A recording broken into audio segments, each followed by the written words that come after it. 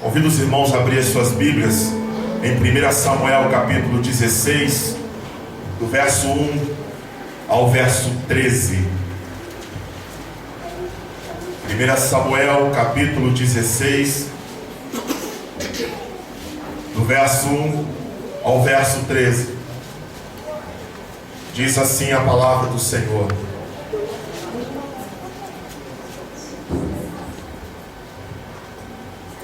Disse o Senhor a Samuel: Até quando terás pena de Saul, havendo eu rejeitado, para que não reine sobre Israel?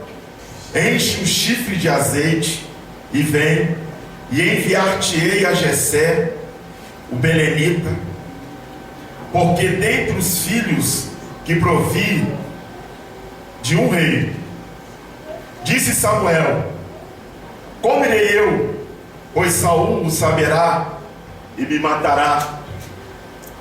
Então disse o Senhor: Toma contigo o novilho e dize: Vim para sacrificar ao Senhor. Convidarás a Jessé ao sacrifício, e eu te mostrarei o que há de fazer, e ungir-lhe-ás a quem eu te designar. Fez, pois, Samuel o que dissera ao Senhor, e veio a Belém. Saíram-lhe ao encontro os anciãos da cidade, tremendo, e perguntaram: É de paz a tua vinda? Respondeu ele: É de paz. Vim sacrificar ao Senhor. Sacrificai-vos e vinde comigo ao sacrifício. Santificou ele a Jessé e a seus filhos, e convidou para o sacrifício. Sucedeu que, entrando eles, viu Eliabe, e disse consigo: Certamente está perante o Senhor o seu ungido. Porém o Senhor disse a Samuel: Não atentes para a sua aparência, nem para a tua altura, porque o Senhor não vê como vê o homem vê o exterior, porém o Senhor o coração. Então chamou Jessé a Abinadab e o fez passar diante de Samuel, o qual disse: Nem a este escolheu o Senhor. Então Jessé fez passar a Samar, porém Samuel disse: Tampouco a este escolheu o Senhor. Assim fez passar Jessé a seus 7 filhos diante de Samuel. Porém Samuel disse a Jessé: O Senhor não escolheu a estes. Perguntou-lhe Samuel a Jessé: Acabaram-se os teus filhos? Ele respondeu: Ainda falta o mais moço, que está apacentando as ovelhas. Disse estar apacentando as ovelhas. Disse, pois, Samuel a Jessé: Manda chamá-lo, pois não nos assentaremos à mesa sem que ele venha. Então mandou chamá-lo e fê-lo entrar. Era ele ruivo, de belos olhos e boa aparência. Disse o Senhor: Levanta-te e unge, pois este é ele. Tomou Samuel o chifre de azeite e ungiu no meio dos seus irmãos. E daquele dia em diante, o Espírito do Senhor se apossou de Davi. Então Samuel se levantou e foi para Ramá. Palavra do Senhor. Demos graças a Deus. Pai, em nome de Jesus, obrigado, Senhor, por tua graça. Obrigado pela rica oportunidade, Senhor, de podermos ouvir tua palavra. Dai-nos a graça, Senhor, e a compreensão, para que possamos viver segundo o teu querer. Que a tua vontade santa seja manifestada em nossas vidas, e que a nossa vida seja para a tua glória, seja para a tua honra, Senhor. Dai-nos a graça de ouvirmos aquilo que tu queres falar, Senhor. Não aquilo que nós pretendemos, aquilo que nós desejamos, aquilo que o nosso coração tanto ambiciona. Nosso coração é pecaminoso, Senhor. Dai-nos a graça, Senhor, de ouvirmos a tua voz. Em nome de Jesus. Amém. Vamos sentar?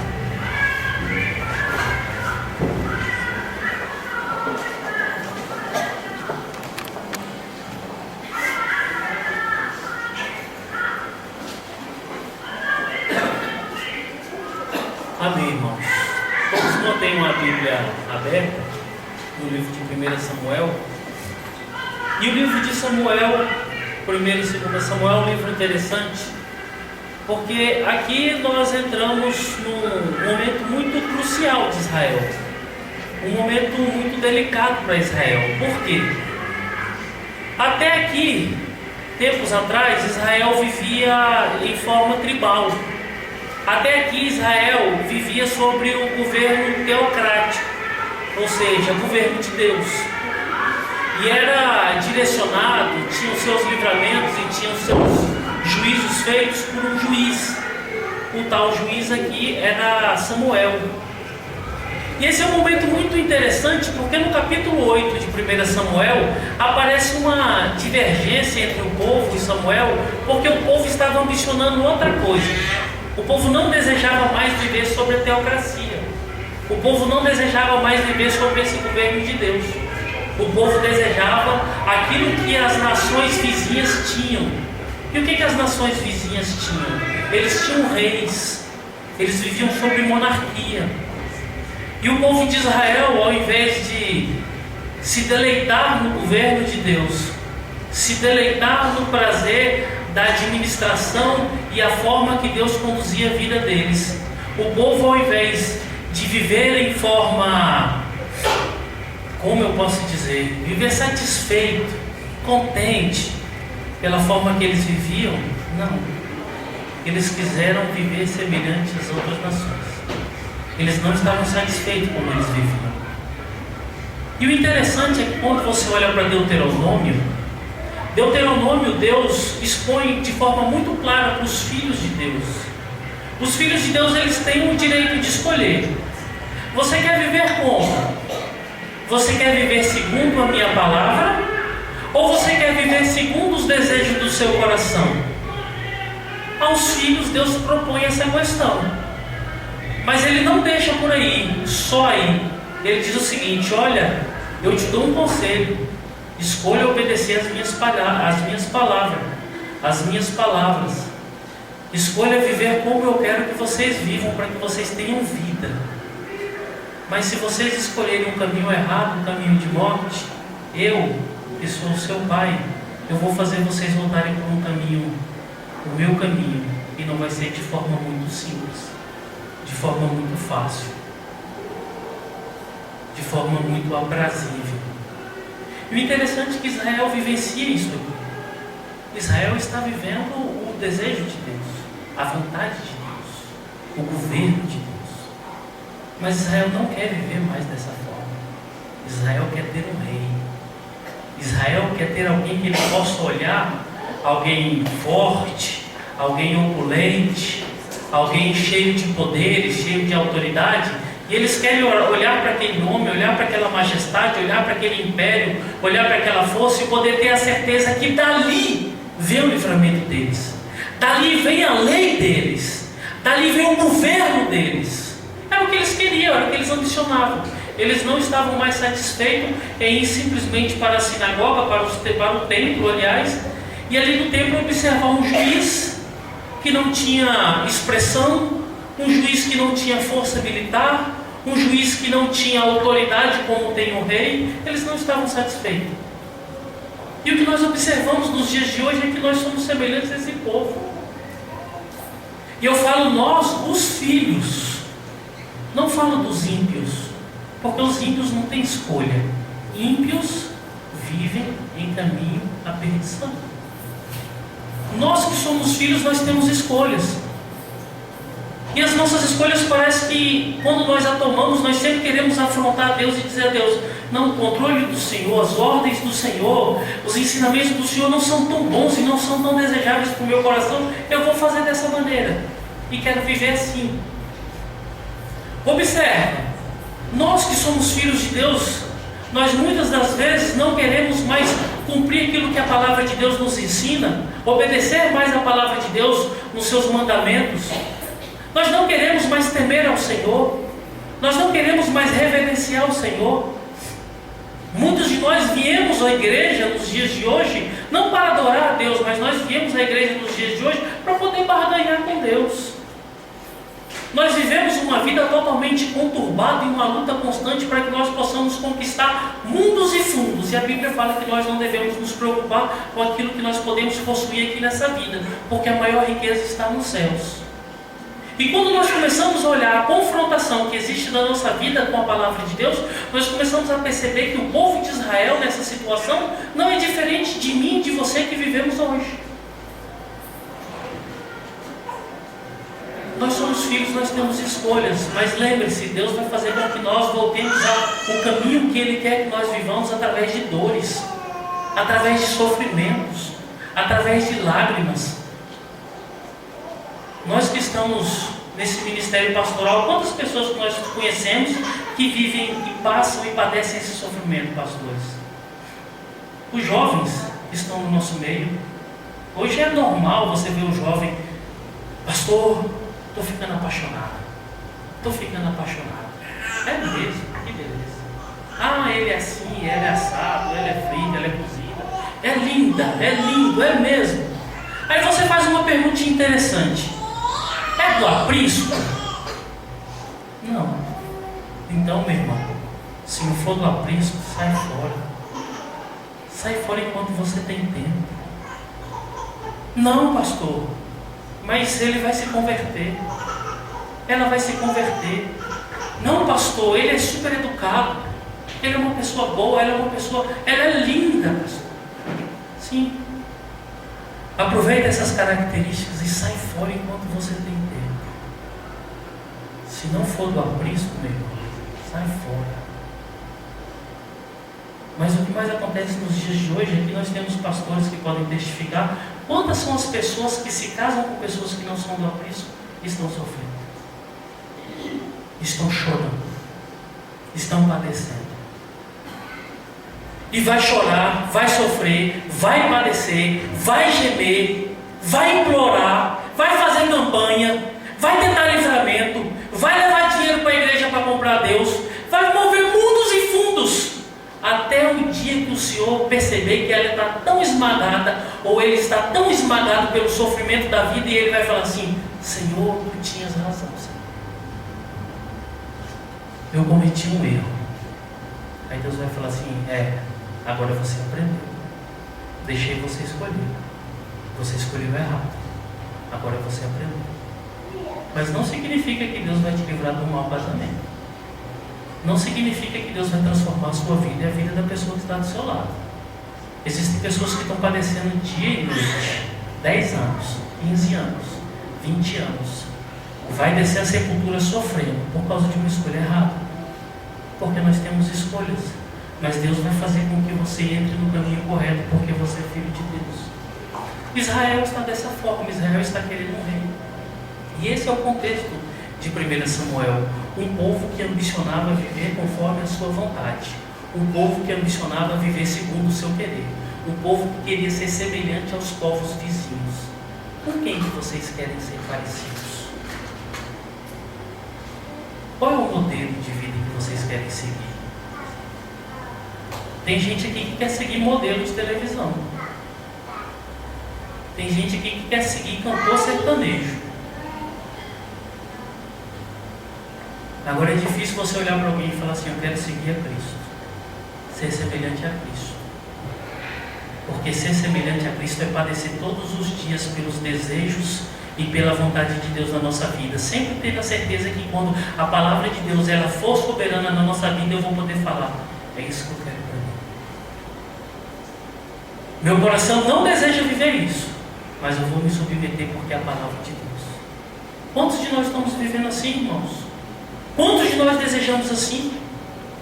Observa quantas pessoas hoje deixam estado, deixam cidades, quantas pessoas deixam a família estruturada para ir para outro local, porque apareceu uma oportunidade de emprego, e ele não teve a coragem sequer de orar ao Senhor para perceber, ou pelo menos perguntar para o Senhor se é a vontade dele.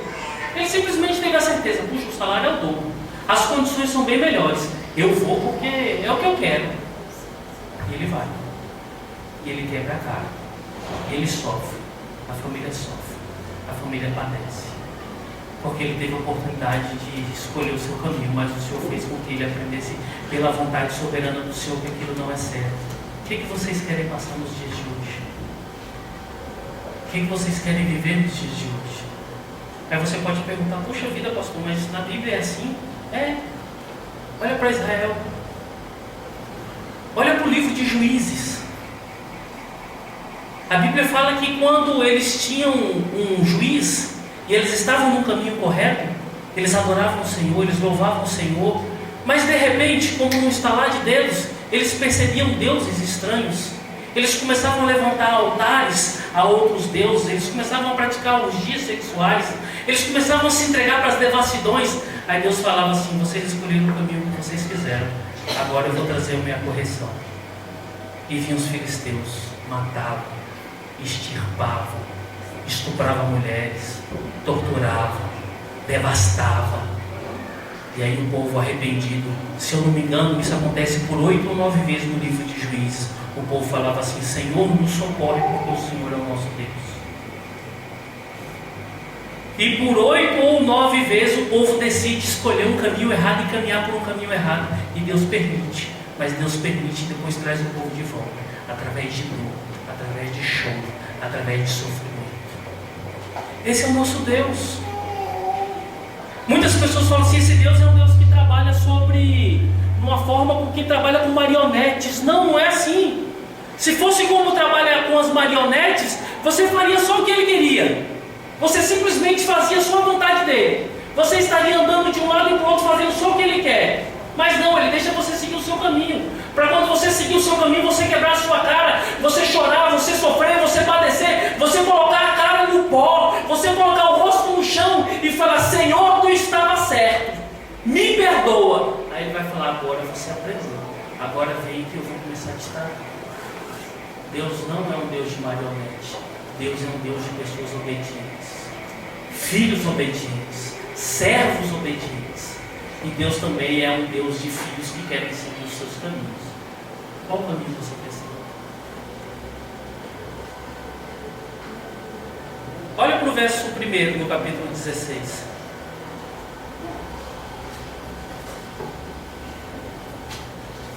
O verso 1, ele vai do verso 1 até o verso 3, em um diálogo entre Deus e Samuel, em que o quadro de Israel estava tenebroso, em que o quadro de Israel estava assustador. Assustador por quê? Porque eles já estavam vivendo nesse dilema de uma troca muito drástica, uma troca de teocracia para monarquia. E o quadro era o seguinte: o rei ungido, o rei pretendido por Israel, era um rei insubmisso a Deus. E poucos versos anteriores, por causa dessa insubmissão desse rei, por causa dessa insubmissão, desse desejo tão grande do povo de Israel, o profeta Samuel simplesmente pega um escravo de Saul, pega a sua espada e picota ele todinho, falando para Saul: Saul, tu rejeitastes as ordens de Deus, e as ordens de Deus foi para que você destruísse todo o arraial, destruísse todo aquele povo, principalmente esse homem. Agora no meio do povo de Israel, eu vou mostrar como é que tem que se fazer. E ele pega Agag, pega uma espada e arrebenta com Agag na frente de todo mundo. Agora você imagina para um rei, para uma pessoa que tem toda a autoridade no país, chega um profeta, uma pessoa que não tem exércitos ao seu lado, uma pessoa que não tem poderio militar, desafia todo o seu exército, toda a sua autoridade, pega um dos seus prisioneiros e picota ele na frente dele. E desse dia em diante, Israel todo ficou sabendo que Saul não era mais aquele homem que era ungido do Senhor. Ele passou a ser um desprestigiado diante do povo e um esquecido de Deus, um abandonado por Deus, um homem que tinha perdido toda a autoridade de rei. E aí que a gente percebe que escolhas erradas nos colocam numa situação muito difícil. Difícil ao ponto de perceber que aquilo que eu escolhi não é aquilo que eu pensava que era. O povo pensava que Saul seria o rei, o homem mais poderoso, aquele que traria paz, união e força. Mas Saul só trouxe confusão e contenda, briga, morte, desgraça. Por quê? Porque o povo escolheu algo errado. Às vezes as nossas escolhas erradas, nós vamos nos confrontar com essa situação. Caramba, agora Deus mostrou para mim que o que eu escolhi estava errado. O que eu vou fazer? Qual é o caminho que eu vou trilhar? Que passos? Quais escolhas? O que pensar agora? O que pensar quando aquilo que eu fiz está errado? E aquilo que eu fiz é importante? E esse diálogo com Deus, note, Deus vai falar para Samuel o seguinte: Samuel, até quando tu terás dó de Saul? Na tradução Deb, ele diz o seguinte: até quando tu chorarás por Saul? O interessante é perceber que Samuel, no capítulo 8, quando entra nesse dilema do povo querendo rei, querendo um novo tipo de governo, Samuel se coloca numa posição como rejeitado pelo povo. E Deus fala assim: não, Samuel, o povo não rejeitou, não foi você. Eles estão rejeitando é a mim. Mas vai, unge fulano de tal. Depois da unção e agora dessa desobediência, Samuel se encontra numa situação que aquele homem que ele ungiu era um rejeitado por Deus. Agora olha o sofrimento do profeta. O profeta ungiu um rei, mudou todo um reinado, tirou a autoridade de Deus, colocou nas mãos de um homem, e esse homem não passa de um endemoniado. Imagina a tristeza desse profeta, a ponto que no primeiro versículo Deus fala: até quando tu terás dó desse homem? Até quando tu chorarás por esse homem? Por um homem que eu já rejeitei. E o interessante é que o texto prossegue, desses 3 primeiros versículos, depois dessa confrontação, e Deus fala para Samuel o seguinte: olha, eu já rejeitei esse homem, mas pega o chifre, pega o azeite e vai ungir outra pessoa, que é esse que eu vou me aprazer, é esse que traz prazer no meu coração. E uma coisa entra como esclarecimento: às vezes nós fazemos coisas erradas, mas nós não temos que ficar nos lamuriando por aquilo que nós erramos.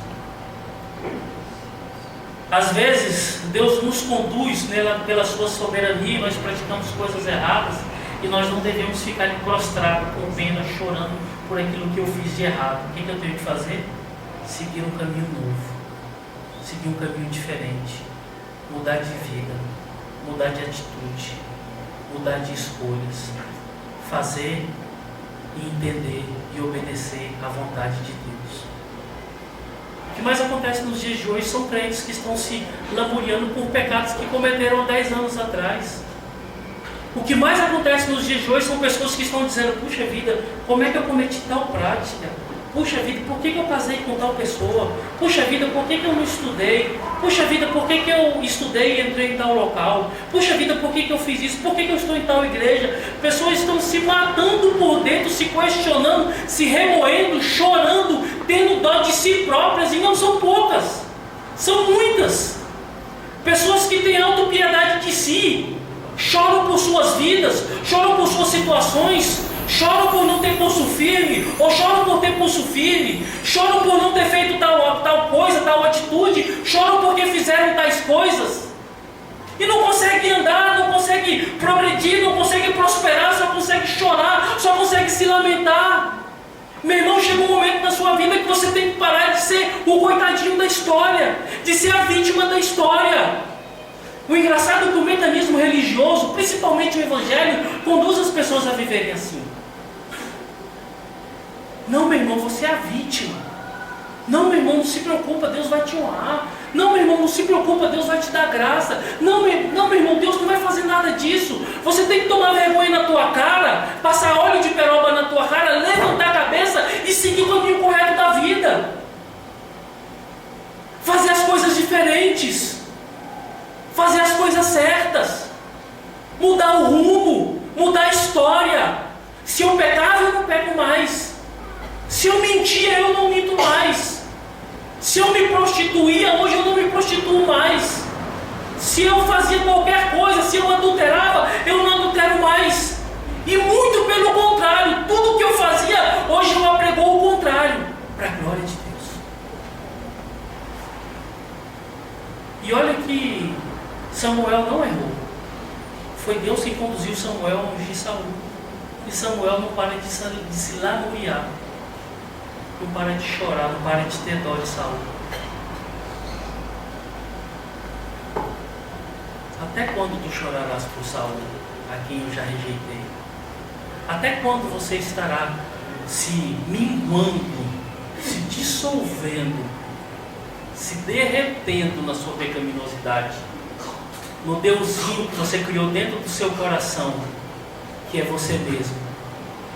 E Deus já rejeitou tudo que você fez de errado, já passou uma borracha e falou assim: não, meu filho, agora segue seu caminho, segue sua jornada, segue sua vida. Um texto que me vem à memória é aquele texto da mulher adúltera. Texto interessante. O texto fala que os fariseus pegaram aquela mulher em adultério, e a ordem da lei é o seguinte: é pegar a mulher e o homem e apresentar para o juízo. Eles pegaram só a mulher.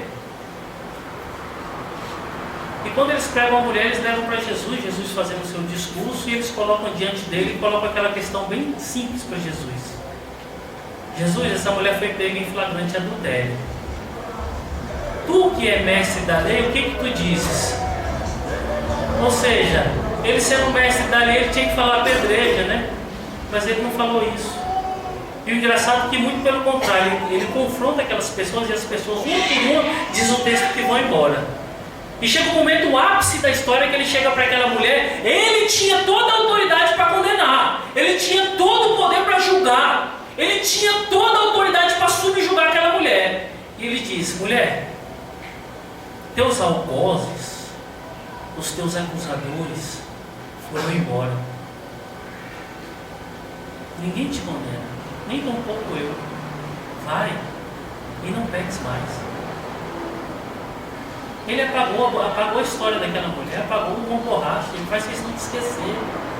E eu não estou entrando só no âmbito do pecado, eu estou entrando no âmbito de tudo que você pode praticar que está maltratando o seu coração. Lembre-se, quando você coloca essa questão que não consegue se perdoar, quando você coloca essa questão que você não consegue mudar essa história no seu coração, é porque você está dizendo o seguinte: eu sou tão bom, eu sou tão boa, que eu não posso aceitar que eu pratiquei tais atos.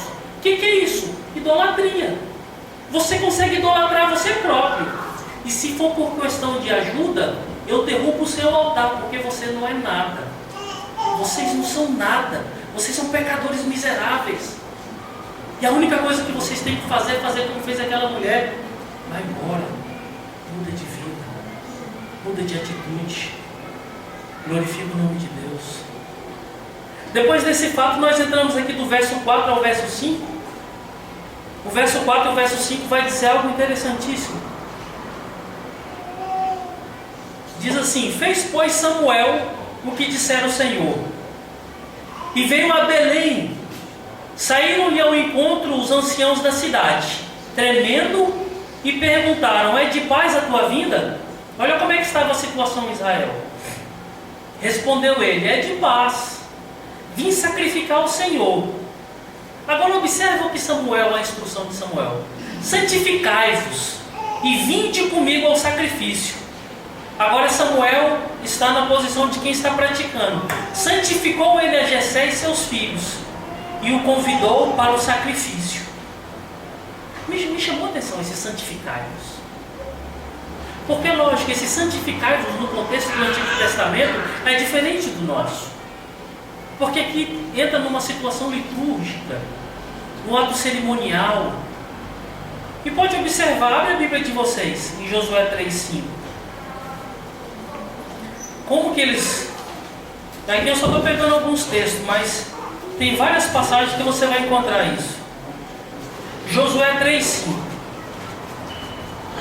Disse Josué ao povo: santificai-vos, porque amanhã o Senhor fará maravilhas no meio de vós. Josué 7,13.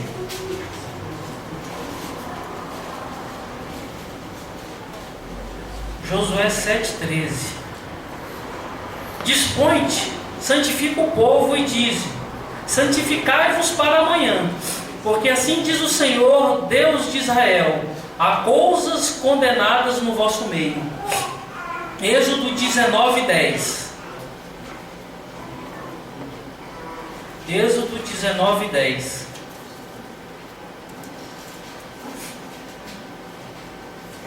Disse também o Senhor a Moisés: vai ao povo, purifica-os, hoje e amanhã, lavem eles as suas vestes. Gênesis 35, 2. Gênesis 35, 2. Então disse Jacó à sua família e a todos os que com ele estavam: lançai fora os deuses estranhos que há no vosso meio, purificai-vos e mudai as vossas vestes.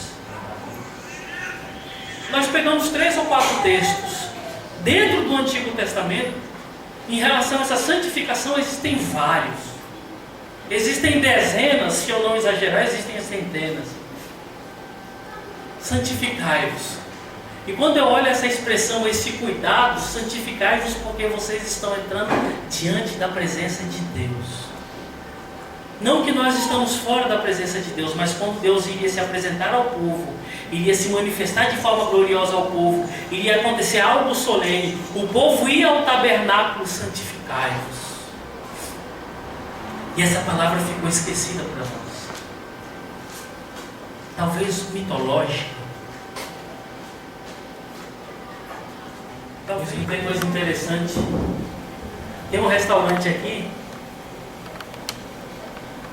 que a pessoa que está fazendo aniversário não paga. Aí algumas pessoas conhecidas minhas foram para lá. Aí falou assim: puxa vida, mas saiu caro porque tal pessoa come bastante. Não, o que a gente faz? A pessoa que mais come, a gente troca a comanda. Aí a pessoa falou assim: ah, então eu já sei, quando eu for, eu vou trocar a comanda. Eu falei assim: meu irmão, é melhor você pagar mais caro aqui, porque um dia você vai chegar diante de Deus e você vai pagar por aquela comanda. Vai ser cobrado aquela comanda. Você vai preferir pagar para Deus? Você vai preferir ser cobrada por Deus por causa de uma simples comanda de restaurante? Isso é o trivial da ignorância humana, da pecaminosidade do coração do homem, que não consegue entender que simplesmente há benesses de Deus numa simples comanda, e até na comanda o infeliz quer roubar o outro. É por isso que nós não conseguimos entender a questão da santidade. É por isso que nós não conseguimos chegar próximos de Deus. Você olha para o irmão tem um sorriso estampado na cara, mas é uma pessoa que não consegue ter contato com Deus, não consegue falar com Deus, ele não consegue se comunicar com Deus, porque ele é um imundo, ele é um corrupto, é um corruptor, é um ladrão, é um mentiroso, é um salafrário, é um promíscuo. Porque o texto diz: ande com vestes limpas. Se houver sujeira nas suas vestimentas, que sejam respingadas do sangue do Cordeiro, para que você possa ser identificado como filho de Deus. Mas nós não estamos limpos do sangue do Cordeiro, nós não estamos sendo sujos, aliás, pelo sangue do Cordeiro. A sujeira que vem de nós é o pecado, é a mentira, é o adultério, é o ódio, é a força contrária às coisas de Deus, é a idolatria, é o pecado mais profundo que ofende a Deus, ofende a glória de Deus. E é por isso que muita gente da nossa igreja não consegue prostrar o joelho para orar. É por isso que tem muita gente que fala assim: eu não leio a Bíblia. Lógico, animal, você não consegue ser santo, você não consegue respeitar a igreja, você não consegue respeitar Deus, você não vai conseguir fazer nada na tua vida. Tomara que tu seja filho, porque Deus vai te colocar no caminho correto. Você vai chorar, você vai sofrer, mas você vai entrar no caminho correto. Agora, se não for filho, você vai para o quinto dos infernos. E a Bíblia diz que lá há choro e ranger de dentes. O fogo nunca se apaga e o bicho nunca morre.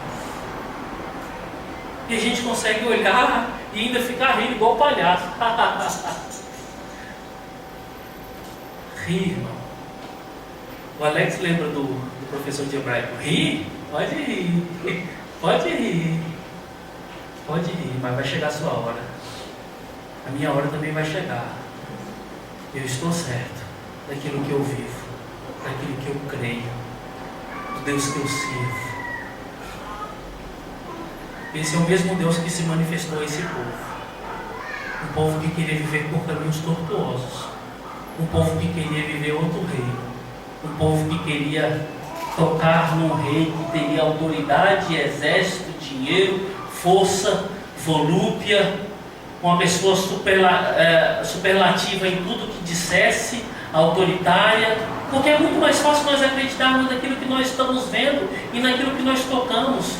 É muito mais fácil eu acreditar nessa cruz do que na cruz do Calvário, porque essa cruz eu estou vendo. Talvez a cruz do Calvário para algumas pessoas nunca existiu. Acreditar num Deus de madeira, num Deus de pau, seja muito fácil, porque eu estou tocando, eu estou vendo. Para muitas pessoas é simples, é de se acreditar porque Ele manipula. Mas acreditar em Deus é difícil, porque Deus você nunca vai ver, Deus você nunca vai tocar, Deus você nunca vai manipular. E quando você observa o texto da teocracia, esse povo deixou de viver em um governo teocrático, um governo que era totalmente autoritativo em relação a Deus, à vontade de Deus, ao dizer de Deus, e foram para um governo onde eles iriam se submeter ao comando de um rei, às escolhas de um rei, porque eles não queriam estar mais dependendo de alguém que eles não viam, eles queriam depender de alguém que eles viam. E é o que muitos dos irmãos querem.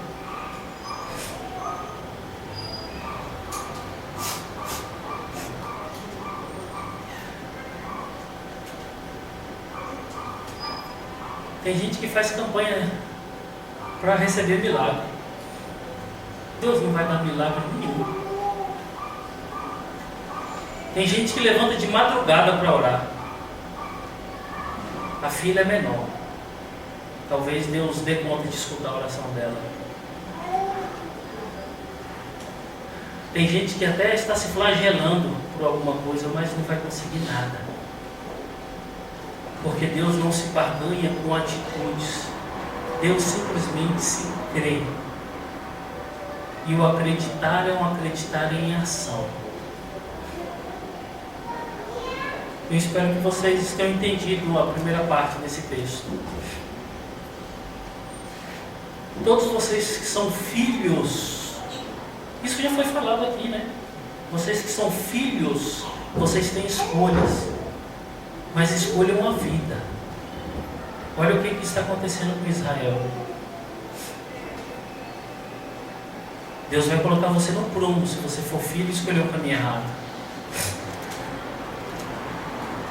Não fique lamuriando por coisas que você fez que já passou. E não adianta ficar murmurando, leite derramado. Aqui não existe nenhum cão para ficar lambendo o chão para beber leite que derramou. Olha para frente, segue sua vida. Toma um prumo, se arrepende. E santificai-vos. Santificai-vos. Santificai-vos. Muda a forma de viver. Obedeça os mandamentos que estão sendo ensinados para vocês desde o dia 31 de dezembro de 2012. Isso é santificação. O resto é Baal. Que Deus nos abençoe e nos ilumine através do seu Espírito Santo. Vamos fechar os nossos olhos. Pai bendito, nós te adoramos, Senhor, porque Tu és o Deus da nossa vida. Em Jesus. Nós te adoramos porque nós temos certeza, Senhor, que o Senhor é o Deus que tem todo o poder nas Tuas mãos. Um Deus que guarda, que cuida. Um Deus que já preparou um local para os seus filhos na eternidade, onde nós vamos estar contigo eternamente. Nós te amamos porque Tu nos conduzes, Pai, a esse amor. Porque por nós próprios, Senhor, nós te odiaremos. Obrigado por Tua misericórdia, por Teu amor, por Tua graça. Dai-nos a graça de compreendermos, Senhor, as escolhas que nós temos que tomar, as decisões que nós temos que tomar, os caminhos que nós temos que trilhar. Pai, que nós não tenhamos a síndrome de pessoas masoquistas que gostam de aprender só com pancada e com porrada. Dai-nos a graça de querermos aprender com Teu amor. com os teus direcionamentos. Já basta o que nós apanhamos aqui na igreja, Senhor. Nos ensina através da tua palavra, para que nós não venhamos sofrer na vida com as consequências de erros, de escolhas erradas, até que nós venhamos humilhados, sofridos, tenebrosos, caídos, fracassados, nos reconhecendo que nós fizemos errado e que nós precisamos voltar para o caminho correto. Dai-nos a graça de vivermos o hoje, e o hoje que glorifique o teu nome, Senhor. Dai-nos a graça de escolhermos as coisas para o amanhã, se elas acontecerem para a glória do teu nome, Senhor. E que nossos filhos possam te conhecer, que nossa família possa te conhecer, que a sociedade que está próxima de nós, aqueles que estão afastados, possam te conhecer. E que teus eleitos, Senhor, contemplem a graça da tua presença, a graça do teu cuidado. Que teus eleitos, Senhor, glorifiquem o teu nome onde quer que eles estejam, quer no sofrimento, quer na alegria, quer na abundância, quer em situação depauperada. Que teus eleitos glorifiquem o teu nome, Senhor, e que tu demonstres, Senhor, através dos teus eleitos, o cuidado, Pai, a graça, o amor que o Senhor tem por nós, para que aqueles que ainda não se converteram, não foram encontrados por ti, possam contemplar esse amor, contemplar esse Deus e se render à tua graça irresistível.